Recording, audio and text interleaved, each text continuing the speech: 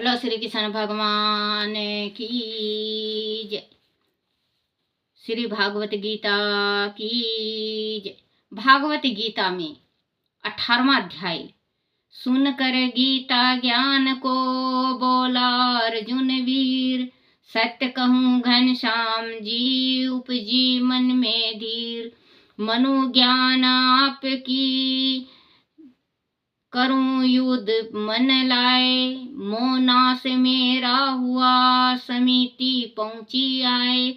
धन्य आप हो यदुपते कृष्ण कृपा अपने कीन, किया अनुग्रह दास पर संशय किया छीन। जहाँ योगेश्वर कृष्ण है और धनुधर पात, वहीं विजय और लक्ष्मी बेजर कहे यथात।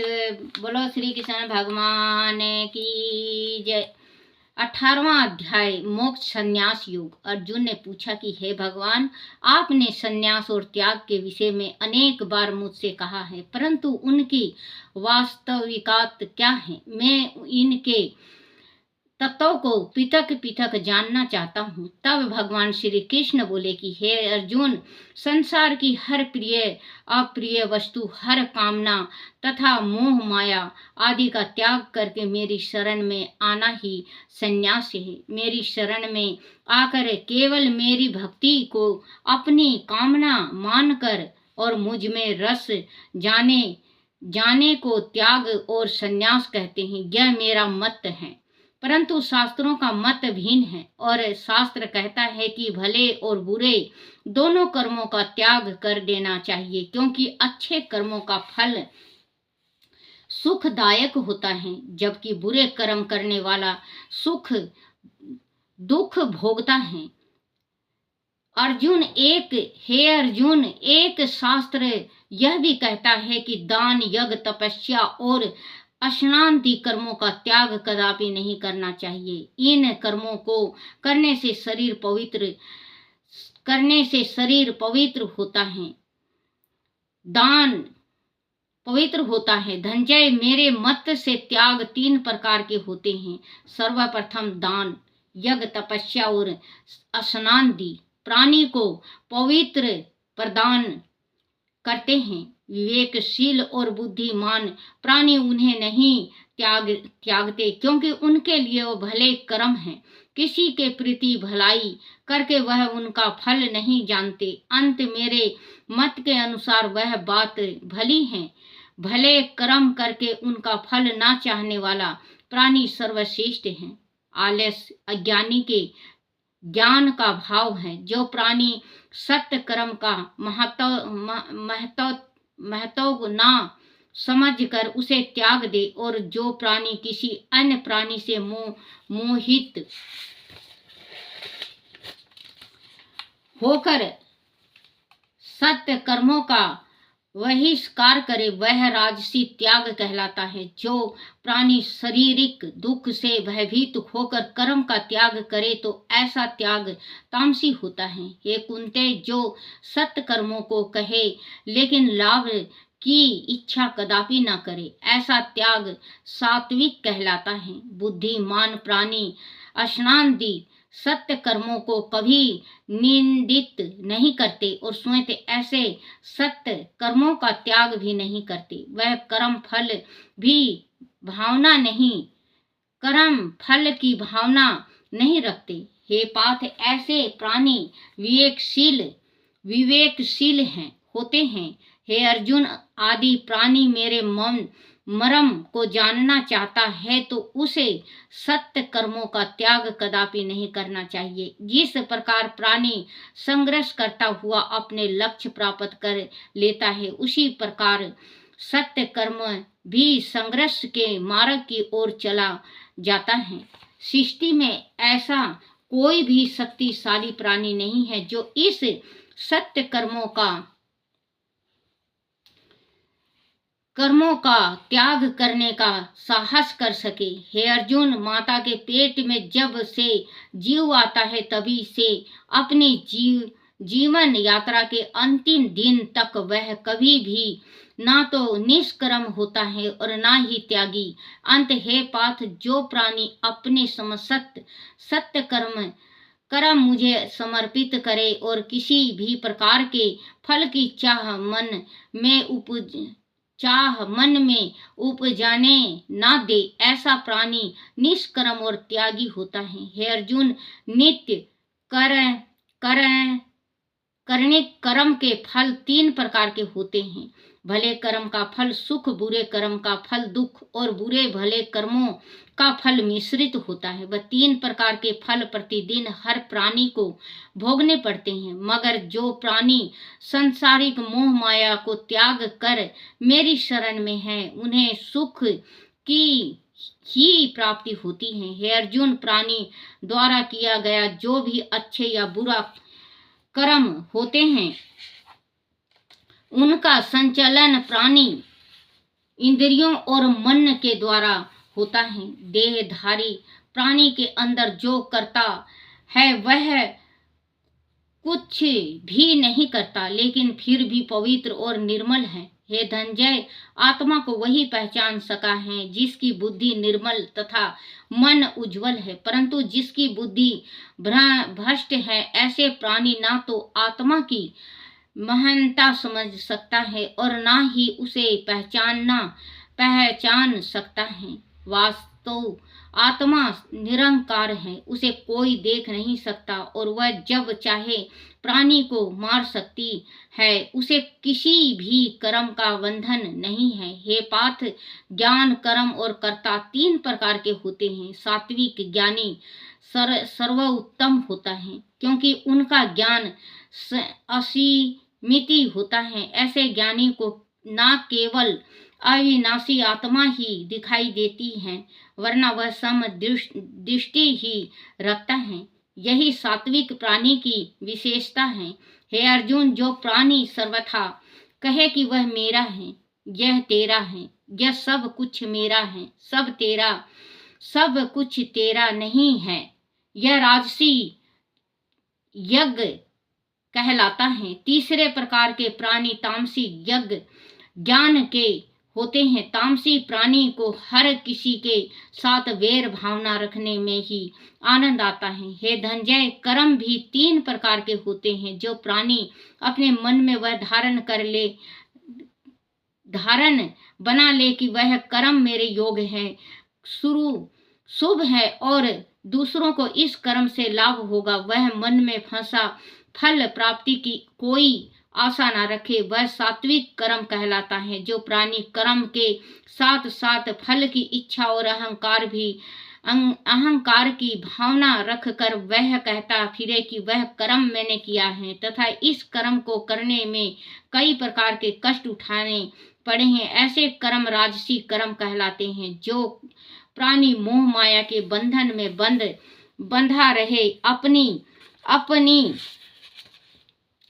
बड़ाई का प्रदर्शन करता फिरे, अपने बल को देखना अपनी शोभा समझे अथवा किसी पर घात करे और किसी के दिल को चोट पहुंचाए, ऐसे प्राणी के कर्म तामसी कर्म कहलाते हैं। हे पार्थ, जो प्राणी धर्म कर्म के कार्य यज्ञ, महाउत्सव, हवन, श्रद्धा इत्यादि करे, मन में किसी भी प्रकार के फल की इच्छा न रखे, मन अहंकार रहित हो, हृदय में हमेशा यह भावना रखे कि मैं तो तुच्छ हूँ, मुझे जो कुछ दिया है परमेश्वर ने ही दिया है, आडंबर ना करे, हर कार्य को सहज भाव से करे, कार्य बिगड़ जाए तो उनका शोक ना करे और कार्य के विधि पूर्वक पूर्ण हो जाने पर खुशी को प्रदर्शित ना करे और ईश्वर कृपा से जैसा भी भोजन मिले उसे उसका प्रसाद समझकर ग्रहण कर ले। ऐसे ही कर्म के कर्ता को सात्विक प्राणी या कर्म कर्ता कहते हैं। जो तन मन से अपवित्र धार्मिक कर्म आदि करते समय हर्ष या शोक से ग्रसित हो, मन में समित द्वारा किए गए कार्य के फल की इच्छा रखते तथा मन में इस भावना की धारणा रखे कि लोग मुझे धन्य कहेंगे, लेकिन किसी धार्मिक कार्य अथवा अन्य कारणवश धन के व्यय होने से दुखी हो, ऐसे कर्ता को राजसी कर्ता कहते हैं। जिसे इस बात का ज्ञान नहीं है कि कौन सी धार्मिक विधि किस प्रकार संपूर्ण की जाए। किसी सज्जन ने समक्ष झुकने में अपना अपमान समझे, मूर्खता पूर्वक वार्तालाप करे तथा किसी के साथ मंत्री पूर्ण संबंध न रखे, ऐसे प्राणी तामसी कर्ता कहलाते हैं। हे पांडु पुत्र, जिस प्राणी की बुद्धि पखंड हो गई हो, वह अपने गृहस्थल जीवन को खुशहाल बना लेगा। जो प्राणी अच्छे कर्म को अच्छा समझे और बुरे कर्म को बुरा जाने, उसे यहाँ यज्ञ को बुरा जाने, उसे यह ज्ञान हो कि किसी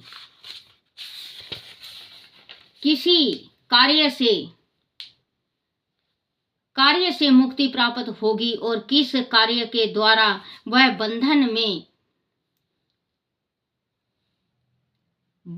में बंधता चला जाएगा। जो अपनी बुद्धि और विवेक से इस तत्व को जान जाएगा, वही ज्ञानी और सात्विक बुद्धि वाला होगा। जो अपनी बुद्धि के द्वारा धर्म को अधर्म और बुरे कर्म को भला समझे, ऐसे प्राणी राजसी बुद्धि वाले होते हैं।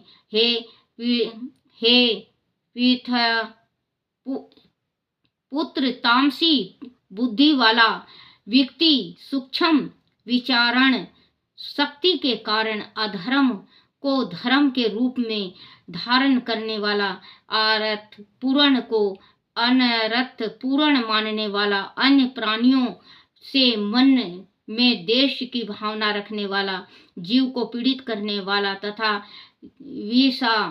विषाद पूर्ण स्थितियों से घिरा रहने वाला होता है। हे धनंजय, जिसका मन निश्चल हो, प्राणी के वशीभूत हो, इंद्रियां वश में हो, वही सात्विक ढूंढता वाला होता है। जिस प्राणी का मन अपने धर्म में हर प्रकार से ढूंढ रहे, जिस कार्य को करने का मन बना ले, उसे ढूंढता से पूरा करे, आदि धन कमाने का ढूंढ निश्चय कर लिया तो खूब धन संचय करे तथा किसी कार्य में ढूंढता अपना कर और उस पर खरा उतरे, ऐसा प्राणी राजसी ढूंढता वाला होता है।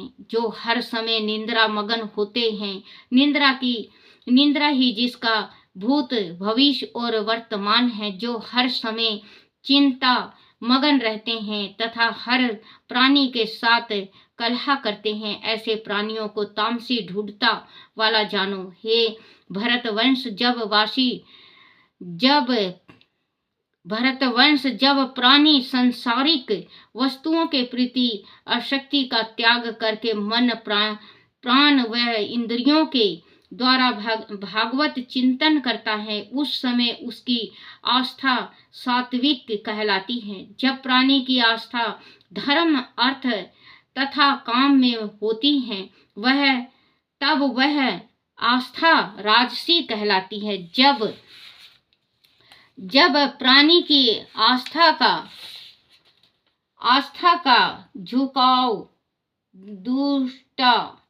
दुष्ट प्रवृत्तियों की ओर होता है, तब वह भ्रष्ट और तामसी आस्था कहलाती है। इस आस्था को और अवस्था में प्राणी भयग्रस्त, चिंतित और विक्षिप्तो जैसा कष्ट भोगने वाला हो जाता है। हे अर्जुन, ऐसे सुख जिसमें प्राणी भागवत भजन, भागवत दर्शन तथा पूजा अर्चना नियम अनुसार करता है और जिसके प्रभाव से उसके अनिष्टों का नाश होता है, उसे सात्विक सुख कहते हैं। प्राणी सांसारिक विषयों का इंद्रियों द्वारा भोग करता है। इस भोग की अवस्था के शुरू में प्राणी को अपार सुख मिलता है।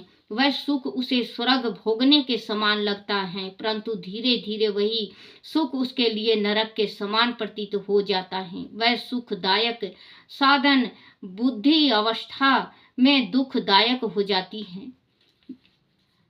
सॉरी बच्चों, माफ करना, जाता है। वह सुखदायक साधन वृद्धावस्था, बुद्धि पढ़ दी थी मैं, वृद्धावस्था में दुखदायक हो जाता है। अंत इस सुख को राजसी सुख कहते हैं।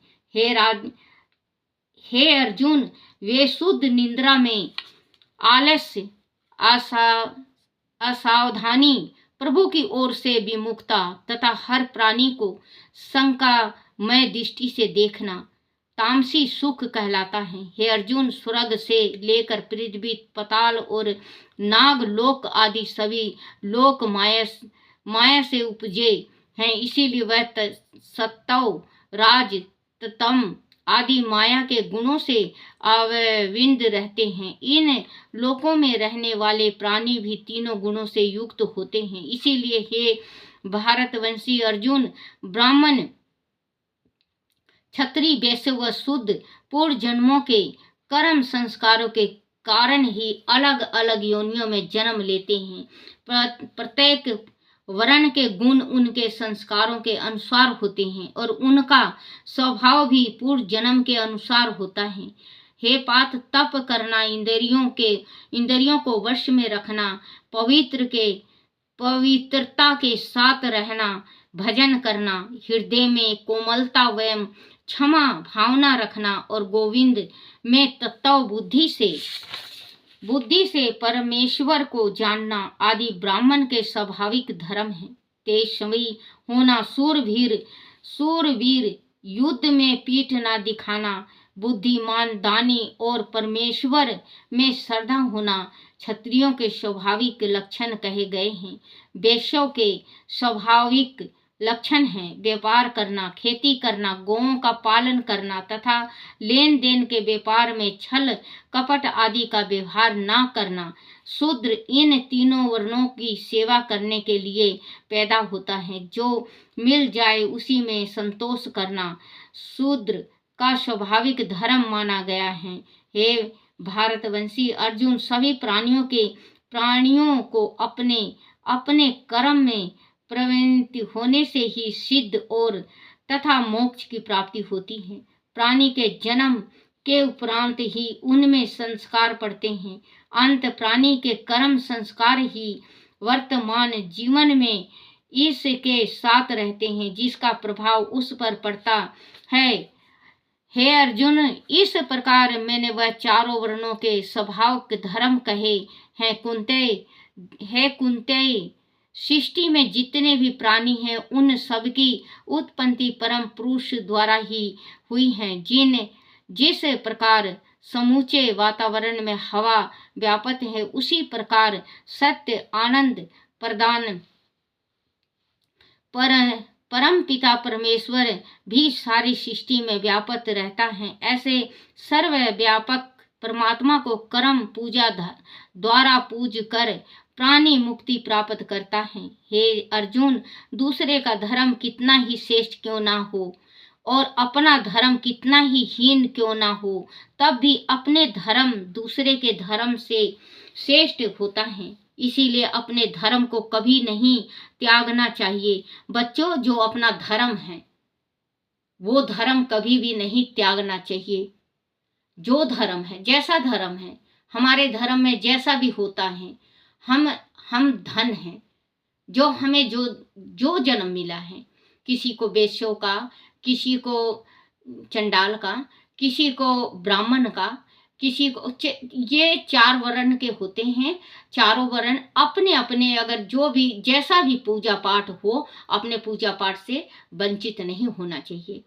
दूसरे के धर्म से श्रेष्ठ होता है और अपने धर्म हे अर्जुन, दूसरे का धर्म कितना ही श्रेष्ठ क्यों ना हो और अपना धर्म कितना ही हीन क्यों ना हो, तब भी अपना धर्म दूसरे के धर्म से श्रेष्ठ होता है।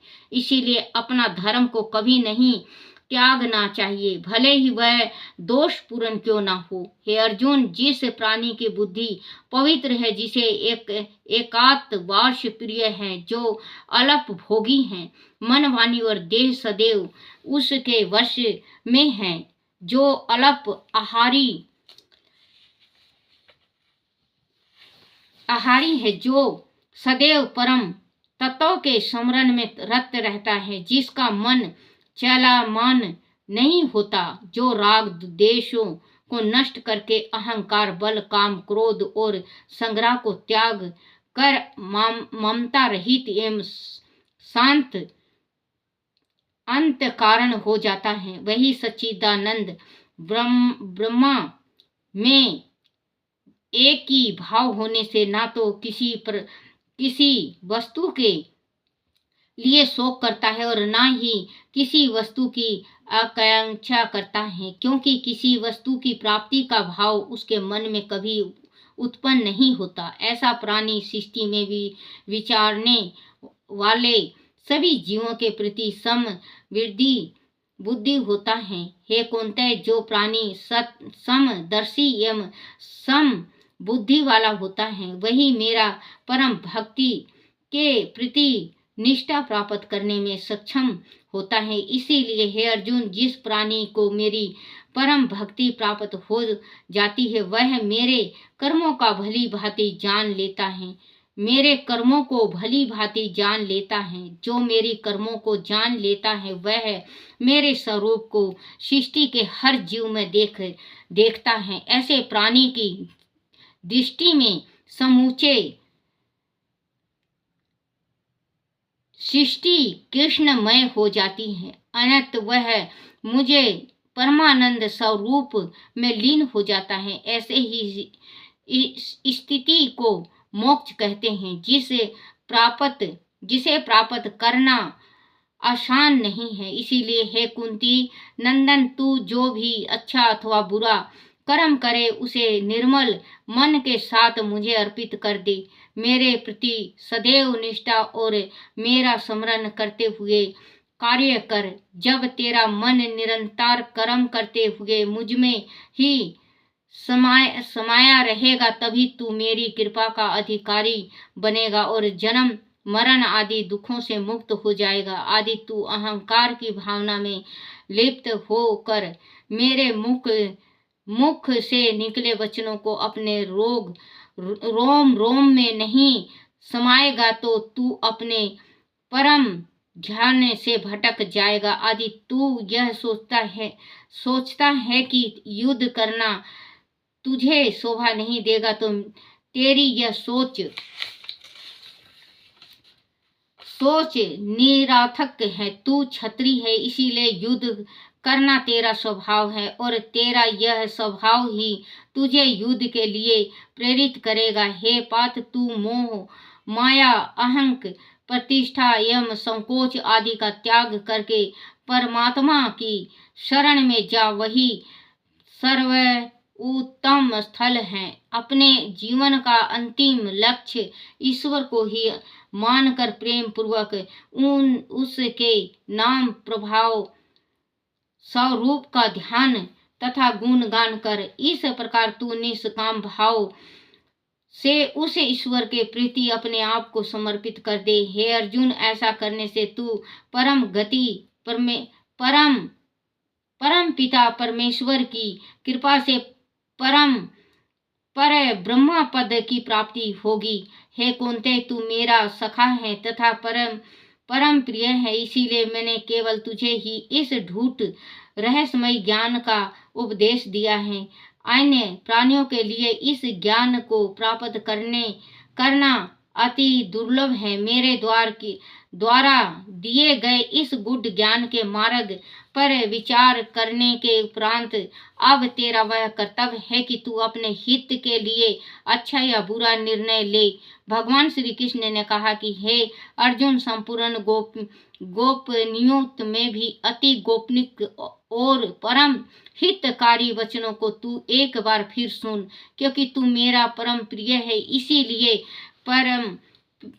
परम हितकारी वचन भी मैं तुझे कहूँगा। हे कुंते, नित्य निरंतर अचल मन, अतिरिक्त श्रद्धा एवं भक्त सहित निष्काम भाव से नाम गुण और प्रभाव के श्रवण कीर्तन मनन तथा पठन पाठना द्वारा केवल मुझे भज। तू मन, वाणी और शरीर के द्वारा सर्व मुझे अर्पण करके श्रद्धा, भक्ति एवं प्रेम से सर्व शक्तिमान, विभूति, बल, ऐश्वर्य, मधु, कार्य, गंभीरता, उदारता, वात्सल्य और सुहृदयता आदि गुणों से संपन्न सबके आश्रित रूप वासुदेव को नियम भाव पूर्वक एवं भक्ति सहित साष्टांग दंडवत प्रणाम कर। ऐसा करने पर तू मुझे ही प्राप्त होगा। वह मैं तेरे लिए सत्य प्रतिज्ञा करता हूँ, क्योंकि तू मेरा प्रिय सखा है। इसीलिए हे अर्जुन, तू कर्म रूप सभी धर्मों का परित्याग करके मेरी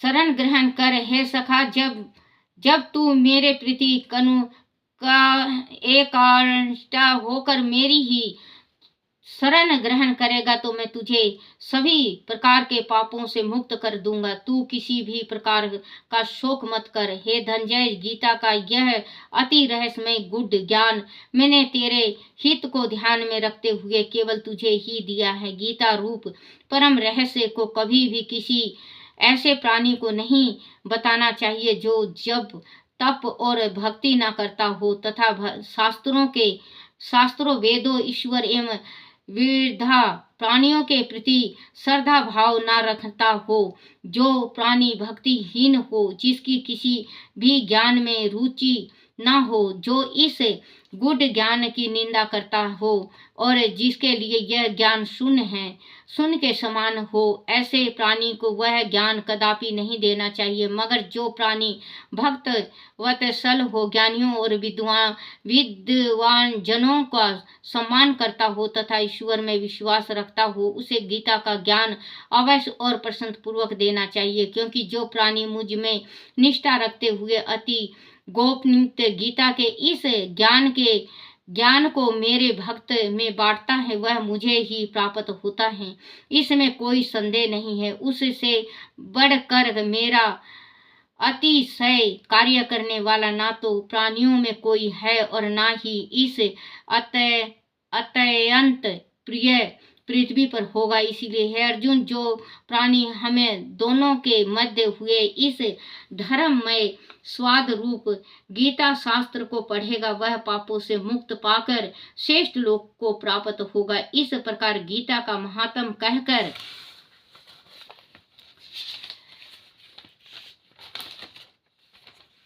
कहकर भगवान श्री कृष्ण ने अर्जुन से प्रश्न किया कि हे भारतवंशी अर्जुन, मैंने जो कुछ भी तुझसे कहा, क्या तू उसे शांत चित्त से सुना? जो मोह तेरे मन में उपजा था, क्या वह नष्ट हुआ? तब अर्जुन भाव विभोर होकर बोले कि हे अच्युतय, आपकी कृपा से मेरा मोह अब नष्ट हो चुका है। हे कृपा निधि, अब मेरा सभी संशय समाप्त हो चुका है और मेरा मन शीतल हो गया है। अब आप मुझे जो भी आज्ञा देंगे मैं उसका अवश्य पालन करूंगा। वह वचन कहकर अर्जुन बार बार भगवान श्री कृष्ण के समक्षम नतमस्तक होने लगा। भगवान श्री कृष्ण ने कहा कि हे अर्जुन, मेरी आज्ञा अनुसार तू क्षत्रिय धर्म का पालन कर। वह यह मेरी तेरे लिए आज्ञा है। श्री कृष्ण के ऐसे कहने पर अर्जुन ने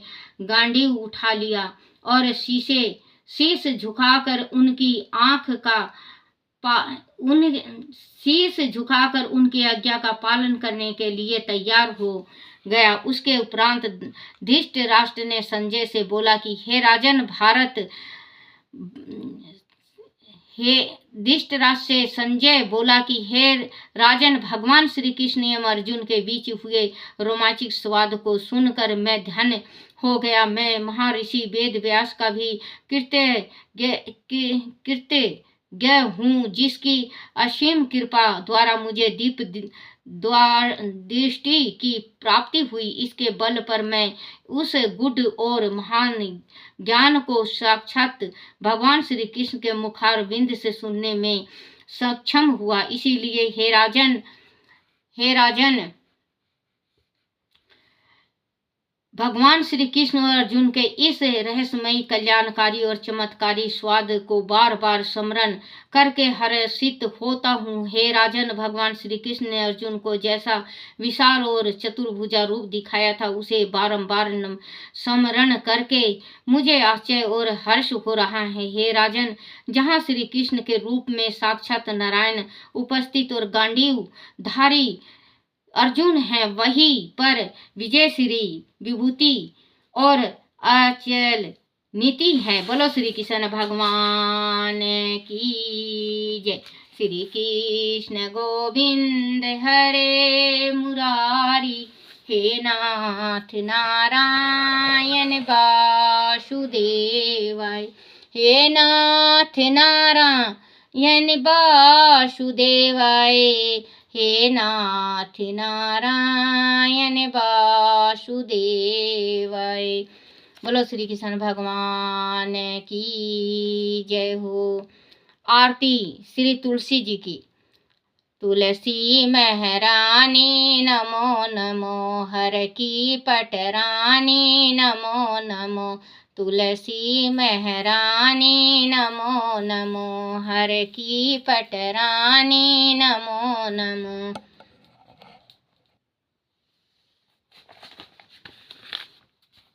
धन तुलसी पुराण तप कीना, धन तुलसी पुराण तप कीना, शालिग्राम महापटरानी, शालिग्राम महापटरानी नमो नमो, तुलसी महरानी नमो नमो, घर की पटरानी, जाके पात्र मझीरी कोमल, जाके पात्र मझीरी कोमल, श्रीपति चरण कमल लिपटा, कमल चरण लिपटानी, तुलसी महरानी नमो नमो, हर की पटरानी नमो नमो, तुलसी महरानी नमो नमो। धूप दीप नैवेद्य आरती, धूप दीप नैवेद्य आरती, पुष्पन की वर्षा बरसानी, पुष्पन की वर्षा बरसानी, तुलसी महरानी नमो नमो, घर की पटरानी नमो नमो, तुलसी महरानी नमो नमो, हर की पटरानी नमो नमो।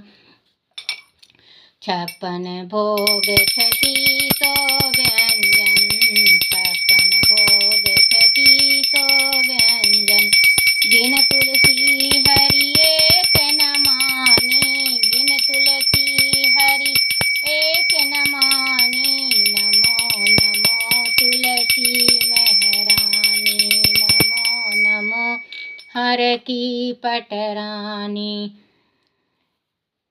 सभी सखी मैया तेरो यश गावे, सभी सखी मैया तेरो यश गावे, भक्ति भाव दीजो महरानी। भक्ति दान दीजो महरानी, नमो नमो तुलसी महरानी, नमो नमो हर की पटरानी, नमो नमो तुलसी महरानी, नमो नमो हर की पटरानी। सभी सखी मैया तेरो यश गा। बोला तुलसी माता की जय हो। जय है मेरे कन्हैया की जय हो। हे मेरे कान्हा, हे मेरे गिरधारी, हे मेरे बंसी वाले, मेरे से कोई भूल हो, कोई गलती हो, कोई टूटी हो जा, मुझे क्षमा करना, क्षमा करना, क्षमा करना।